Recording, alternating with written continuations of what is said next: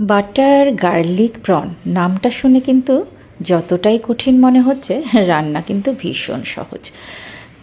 লেবুর রস একটু নুন মাখিয়ে চিংড়ি মাছগুলোকে ভালো করে ম্যারিনেট করে অল্প তেলে একদম 30 সেকেন্ডের মতো ভেজে নিলেই চলবে।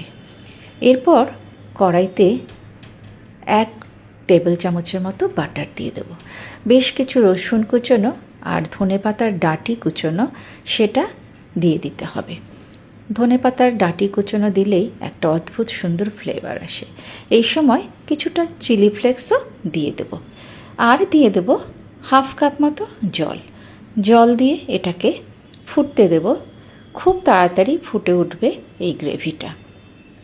এই সময় প্রনসগুলো মিশিয়ে দেব, আর 1/2 কাপ জলে কিছুটা কর্নফ্লাওয়ার গুলে এটা মিশিয়ে দেব ওই চিংড়ি মাছের মধ্যে। পুরো রান্নাটাই কিন্তু হাই ফ্লেমে হবে।